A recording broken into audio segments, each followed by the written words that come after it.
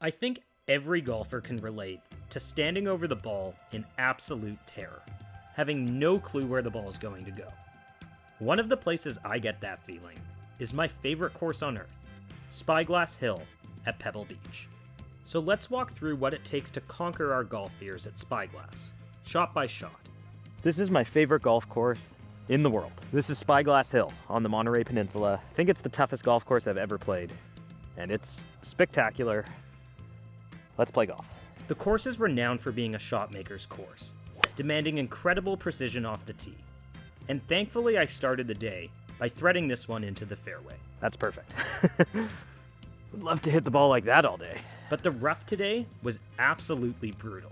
It was long, thick, and wet. So I have 263 to the stick, bunch of treble on that line, so I'm just trying to play it towards the end of the fairway with a 190 club. So for my next shot, I forget about the green and just emphasize keeping it in the short grass. Perfect.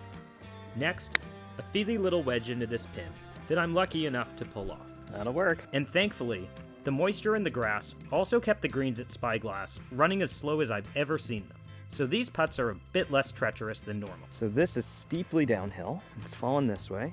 And on the very first hole, I rolled this one in for a great birdie. Oh my God, that feels good. This hole has historically kicked my ass. That's a great start, but the second hole has given me nightmares in the past. Hold the finish. The last time I played here, I carded a 9 on this hole.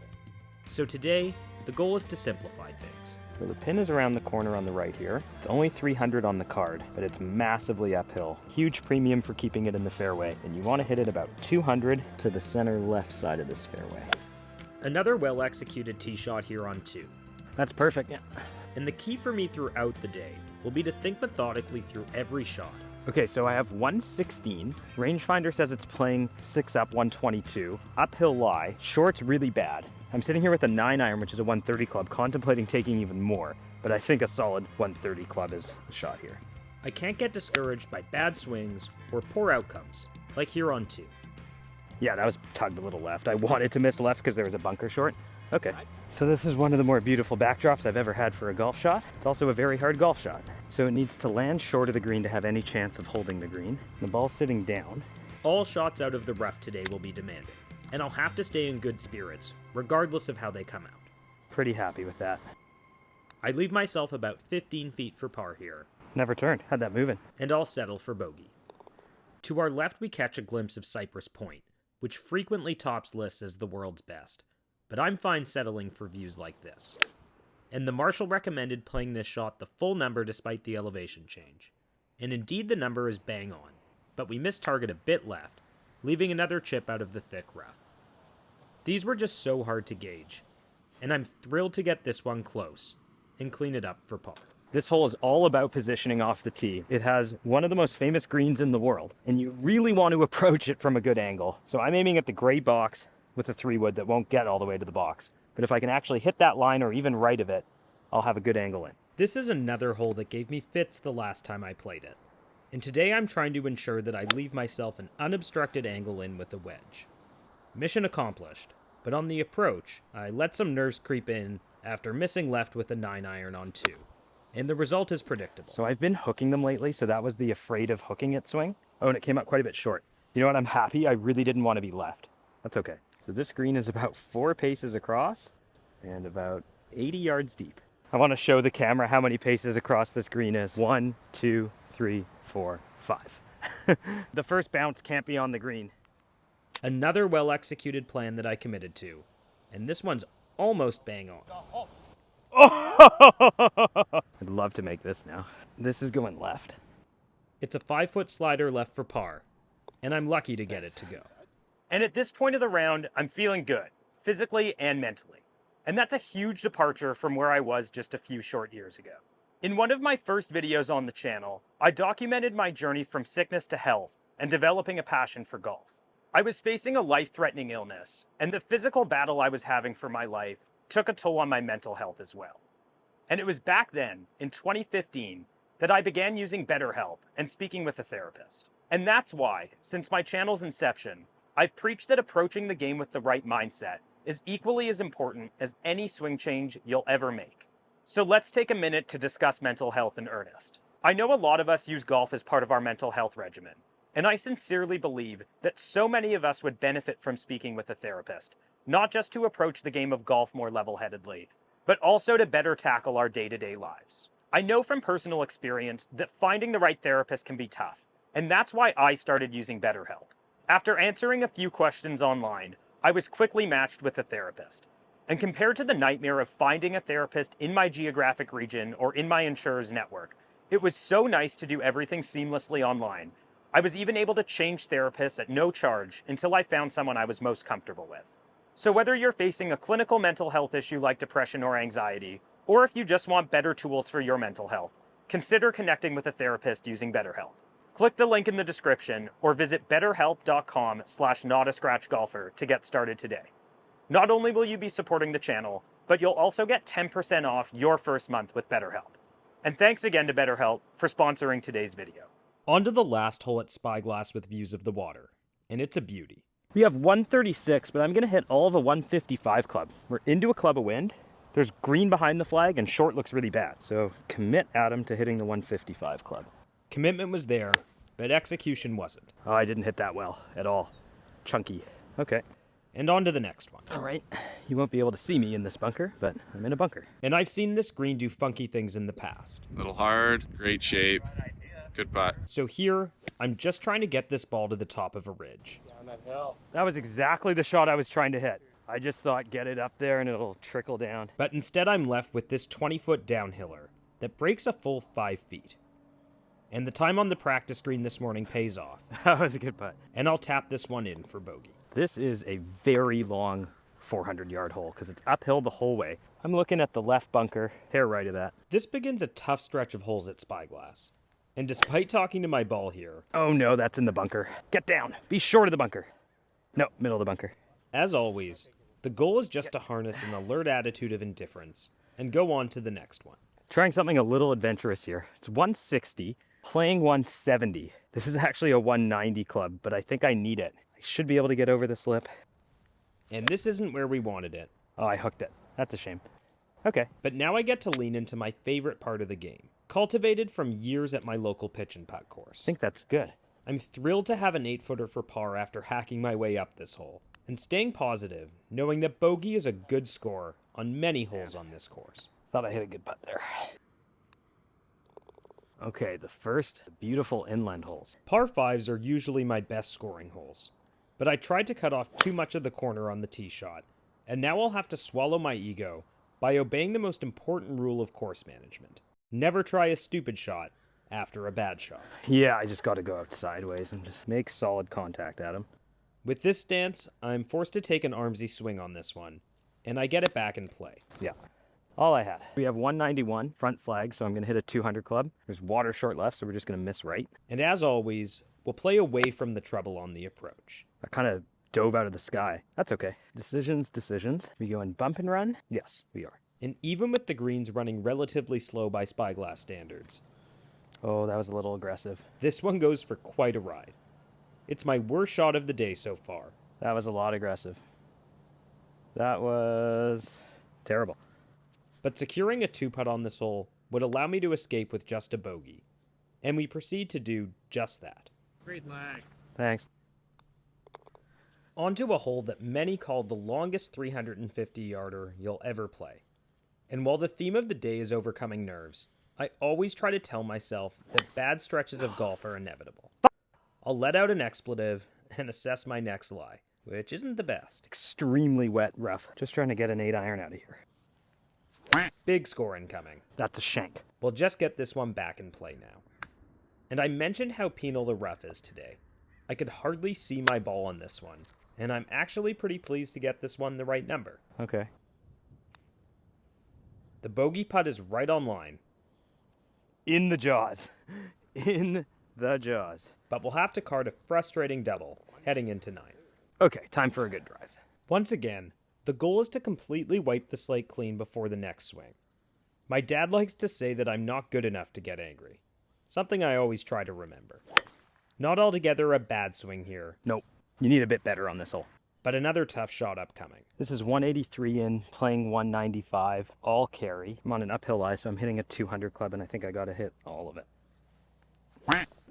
It's a bad feeling hitting this one. I mean, uphill lie, thick rough. But I'll try to remind myself again that I'm just not good enough to lament hitting a bad shot here. This wedge gets a bit unlucky, and I consider this a key point in the round.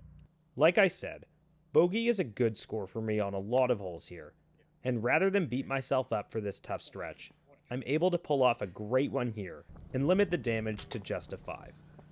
I level set before the round by reminding myself that I was bound to beat the 50 I carded on the front 9 here previously. And most of all, I'm reminding myself that I'm just fortunate to be here. There's lots of golf left, so let's get after it. We birdied this hole the last time round, but unfortunately this one misses in the worst place to be today. 162, ball's above my feet, and it's buried. The entrance to the screen is really narrow, but we'll see what we can do. Probably as well as I'm going to do out of this lie. I'm happy with that. All right, what might be difficult to appreciate on camera is just how narrow the entrance into this green is. But we have a good leave. See what we can do with it. Uh-oh. Now the task is to limit the damage. Okay. No expletives here. Just a solid recovery putt. And a tap in 5 heading into what should be a very gettable par 5. Short par 5, all about positioning off the tee. Into a big wind here. This is actually my best drive since the opening hole, but not deep into this wind. Playing smart here. It's 242 in, it's so soft out here. We're into wind. I'm not getting it 242, so I'm laying up to the end of the fairway with an 8-iron, hoping to have a nice wedge in. And even though execution is poor on this one, okay, I chunked it, but that's okay. A conservative plan means we still have an unobstructed shot into this green. Hold the finish. But this is the reality of handicap golf. Sometimes the easiest of holes snag you. The bad shots are just compounding at this point. And we finally manage a good one here. Walking away with bogey would be a steal here. But when it rains, it pours. There's not much to say here. Oh my god. But I'm still in good spirits. And it's never, ever too late to hit your best shot of the round. This one's all over the flagstick. And seemingly out of nowhere, we've hit only 2 greens today. Whew. And we've birdied them both. What a day. It's like birdie or double. Those are the golf scores. Oh, that feels good. It's kind of like up the gut. Fresh off the birdie, this drive felt great. Yeah. But it catches a bad break. Just into the rough. Not a scratch golfer. Check me out on YouTube. 166, playing 171, ball above my feet, thick in the rough, front pin, 190 club. And this shot is becoming all too familiar today. And thankfully I put a good strike on this one. It comes up a bit short, and now I have to clean this one up quickly, with the group in front of us offering to let us play through. And fortunately, we get it done. Finally, we found a groove with driver. It's good. This is probably my best of the day. But I mentioned the importance of staying out of the rough today. How about chunking it into the hill over there? And the only thing worse than this swing is the outcome. This ball's below my feet, and with this stance, I failed to get through this one. And the reward is even more rough. It's like, how do I even hit this? I muscle this one up as best I can, and now it's time to lean on the flat stick to get us out of here with no worse than bogey. It's not bad out of here. But this one's not going to do it. And neither is this. It all adds up to our third and final double of the day. This is typically my favorite wedge number, but frankly I've hit so few from this range today, and even fewer from a clean lie, that I actually did feel some nerves over this one. I tried to visualize a hole that plays just like this at my home pitch and putt course, and I'm okay with this outcome. That's fine. Now it's time to just use a putting stroke on this chip with a wedge, and it works out. This plays as stroke hole 2, and I'm about to find out why. I thought this was a good drive on a good line. The money line, eh?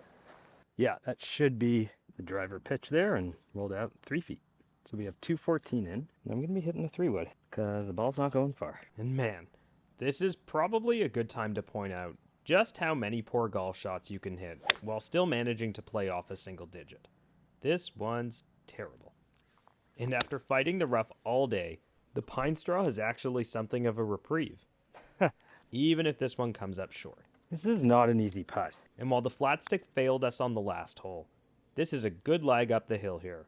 And once again, bogey is a score I won't complain with here. So Dan and I are in a heated argument about how to play this hole. I don't want to be looking at things to carry, thinking about this and that. It seems to us that if you hit a 200-yard shot dead straight, you're fine. And this is a great example of a plan so good Oops. that even poor execution Okay. won't mess it up too badly. How about you hit it 180 dead straight? That should be fine. 142 playing 146. I'm actually going to hit a 7-iron. And this turns out to be my final iron shot of the day. Hit it well. And after botching so many approaches today, it feels good to plop this one on the green. It's our third and final green in regulation today, but this is a slick downhiller that we have to play defensively. Thanks. And it's a good 2-putt par. All right.